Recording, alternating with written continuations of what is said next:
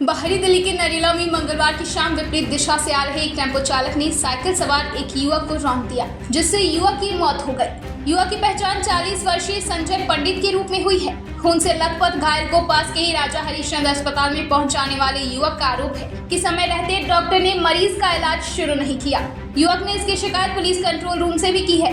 फिर युवक पूरी रात अस्पताल के बाहर अपने साथियों के साथ डॉक्टर के खिलाफ धरना प्रदर्शन पर बैठ गए। जानकारी के मुताबिक मृतक नरेश पंडित नरेला स्थित पाना पपोसिया में किराए के मकान में रहता था। नरेला औद्योगिक क्षेत्र में एक फैक्ट्री में नौकरी करता था। परिवार में पत्नी व 4 बच्चे हैं। रवीश भारद्वाज ने बताया कि मंगलवार की शाम वह नरेला स्थित बाबा रामदेव चौक से अपनी जीप से राजा हरिश्चंद्र अस्पताल की ओर आ रहे थे। तभी देखा कि विपरीत दिशा से आ रहे तेज रफ्तार टेम्पो ने साइकिल सवार एक युवक को रौंद दिया। तुरंत अपनी जीप से उतरकर देखा तो घायल के शरीर से काफी खून बह रहा था। अपने साथियों की मदद से घायल को उठाकर जीप में रखकर पास के ही राजा हरिश्चंद्र अस्पताल लेकर पहुंचे।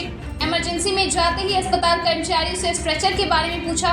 किसी ने कोई जानकारी नहीं दी। खुद ही स्ट्रेचर तलाश कर मरीज को इमरजेंसी वार्ड में ले गया। रवीश का कहना है कि इस दौरान मैं कई बार डॉक्टर से घायल को देखने के लिए आग्रह करता रहा, लेकिन डॉक्टर मरीज का इलाज करने के बजाय वह मुझसे बहस में करीब 10 से 15 मिनट खराब कर दिए। इलाज के अभाव में घायल ने दम तोड़ दिया। रवीश का कहना है कि उन्होंने पुलिस के सामने बयान दिया है कि डॉक्टर की लापरवाही से घायल की मौत हुई है। फिलहाल इस पूरे मामले में पुलिस जांच कर रही है। मेरा नाम रवीश भारद्वाज है।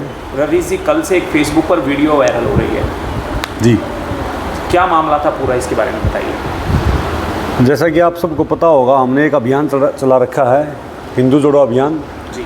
तो उस मुहिम के अंतर्गत हम हर मंगलवार को 5 अलग अलग मंदिरों में जाते हैं और हनुमान चालीसा का पाठ करते हैं जी।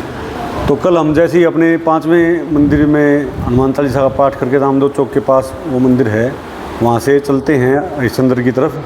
तो रास्ते में हमें दिखाई देता है कि एक रॉन्ग साइड एक टम्पू, जो छोटा हाथी कह देते हैं हमारे देसी भाषा में, वो आ रहा था और साइकिल पे जो ये इनके साथ ये जा रहे थे हरिश्चंद्र की तरफ। तो तभी बिल्कुल मेरे सामने ही उसके ऊपर जो है, इतना गाड़ी बहुत मंदी स्पीड में थी, लेकिन उसने ज़्यादा ड्रिंक कर रखी है। तो वहीं पे मौके पर उनको जो है काफ़ी ब्लीडिंग होती है। हम उनको अपनी गाड़ी में उठाते हैं और हरिश्चंद्र अस्पताल ले जाते हैं। तो वहाँ पे जाने के बाद हम जैसे 2 ही जने थे, तो जल्दबाजी तो थी, उनको चोट काफ़ी लगी हुई थी। तो स्ट्रेचर वगैरह के लिए भी आवाज़ लगाते हैं एक बार। तो मानवता दिखाते हुए पेशेंट को लेकर आप हरिश्चंद्र हॉस्पिटल पहुंचे। जी जी। तो उसके बाद क्या रहा?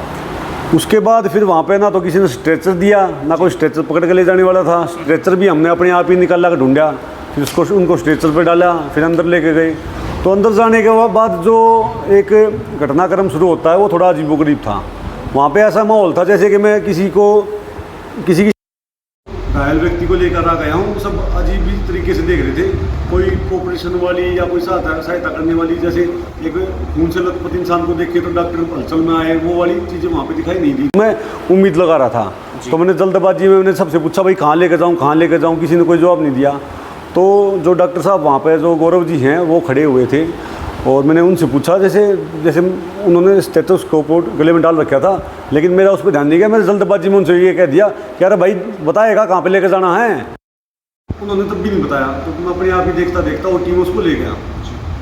तो ओटी में जाने के बाद डॉक्टर साहब से आकर खड़े हो, बिल्कुल टोरे में रिलैक्स, और मैं वो अब स्वर्ग में हम नरक में, लेकिन उसकी मृत्यु को, उसका जो मर्डर हुआ है उसको मैं वेस्ट नहीं जाने दूंगा। उससे बहुत बड़ा बदलाव आएगा हरिश्चंद्र अस्पताल के अंदर, उस अपने क्षेत्र के अंदर बहुत बड़ा बदलाव आएगा। धरने पर बैठे हुए 20 घंटे से ज़्यादा बीत चुके हैं जी।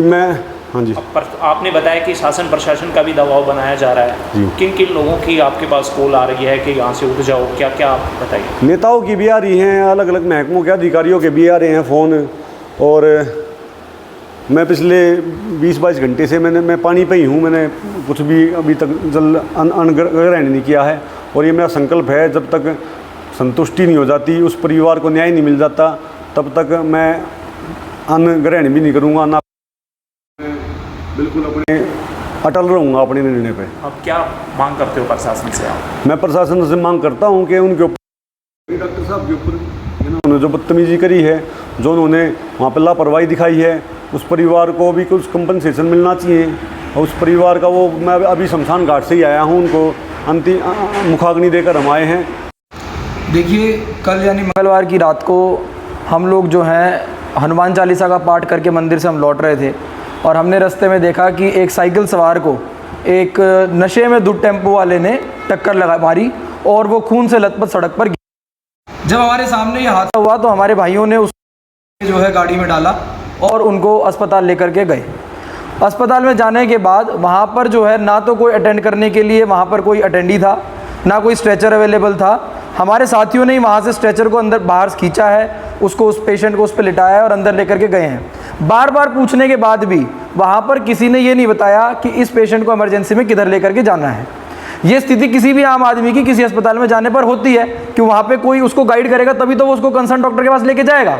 ऐसे में सिविल ड्रेस में वहाँ पर एक डॉक्टर मौजूद थे, जिनसे हमारे साथी ने पूछा कि आप हमें रास्ता बताएं कि कहाँ पर जाना है।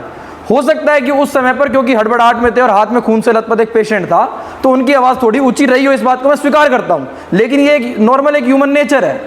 ऐसे में उस डॉक्टर ने इस बात को अपनी ईगो पे ले लिया कि आपने मुझसे ऊंची आवाज़ में रास्ता कैसे पूछ लिया। ठीक है, मान लिया जाएगा, लेकिन उसके बाद भी मैं जिस समय वहाँ पर पहुँचा हूँ उस समय पर वो जो डॉक्टर है वो पेशेंट को अटेंड नहीं कर रहा। उस समय पर वो अपने अफसर को जाकर के आवाज़ लगा रहा है कि इस पेशेंट के जो अटेंडीज है इन्होंने मुझसे ऊँची आवाज़ में बात की है। और उसके बाद वो आया है माइनर ओटी की तरफ और फिर पेशेंट को अटेंड नहीं कर रहा। फिर वो आकर के हमसे उलझ रहा है कि आपको तमीज़ सिखा दूंगा, आपको 6 महीने की नॉन बेलेबल ऑफेंस में जेल में डलवा दूंगा। वहाँ पर खड़े होकर के उन्होंने 10-15 मिनट वहाँ पर बहस की, जिसकी वीडियोज़ भी हमारे पास कुछ मौजूद हैं।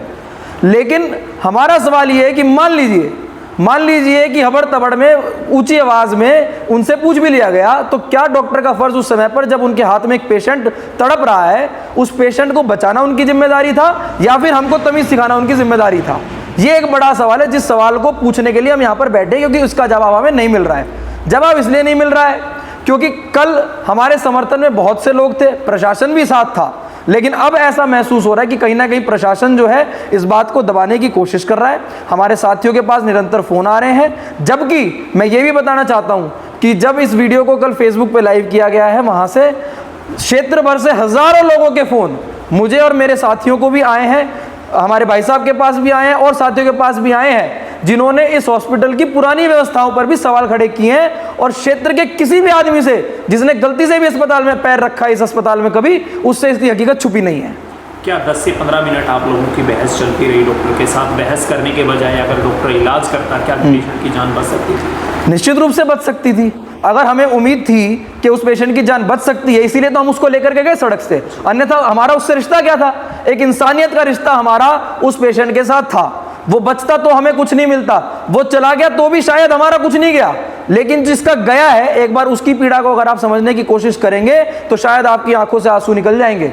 हम आपको वो तस्वीरें भी साझा करेंगे जहां पर उसके 2 छोटे छोटे बच्चे, कोई दूसरी या कोई चौथी क्लास में रहा होगा, और उनकी बीवी जो पटना से यहाँ पे अकेले रहते हैं, यानी ये 4 ही लोग यहाँ पे रहते हैं, वो वहां पर आए और कैसे बिलक बिलक कर वो रो रहे हैं। ऐसी दुख की स्थिति में उनके परिवार को संभालने वाला व्यक्ति भी नहीं है। हमको उम्मीद थी कि वो डॉक्टर जिसको भगवान का रूप माना जाता है, अगर उसके पास उनको लेकर के जाएंगे तो उनका शायद बचाव हो सकता है। इस उम्मीद के साथ हम गए थे। उसके आगे की कार्रवाई डॉक्टर्स को करनी चाहिए थी, जो समय पर नहीं हुई। हमें सीधा बताया गया कि वो डेड हो चुके हैं। शासन प्रशासन के द्वारा लोगों को जागरूक किया जाता है, अगर कोई भी रोड एक्सीडेंट होता है तो कोई भी समस्या को। भाई साहब, क्या नाम है? मेरा नाम रौनक खत्री है। रौनक भाई, कल हॉस्पिटल पहुंचे थे, राजा हरीशचंद्र हॉस्पिटल जाने के बाद आप डॉक्टर के द्वारा आपके साथ अभद्रता की गई थी, क्या था पूरा? डॉक्टर का इतना गंदा बिहेवियर, डॉक्टर कहते हैं भगवान का रूप होता है। उस भगवान के रूप ने हमने सिर्फ उनसे ये पूछा था, भाई हमें जाने का रास्ता बताओ कि कहाँ इसको पेशेंट को हमें लेके जाना है। उन्होंने हमें इस बात पे सुनाना शुरू कर दिया कि पहले आप मुझसे तमीज़ से बात करो। अरे हम उस टाइम पे बॉडी की लाश को देखें, जो पेशेंट है उसको देखें, या आपके अपने और आपके कन्वर्सेशन के एटीट्यूड को देखें। तो इस चीज़ को लेकर वहाँ पर बहसबाजी और 10 से 15 मिनट हमारी उन्होंने इस ऊपर वेस्ट करी। एक डॉक्टर का धर्म होता है पहले पेशेंट को देखना। कितनी देर तक आप लोगों की बहस चलती रही? अगर समय रहते इलाज किया जाता तो क्या जान बच सकती? समय रहते अगर इलाज किया जाता तो बिल्कुल 110% जान बचती।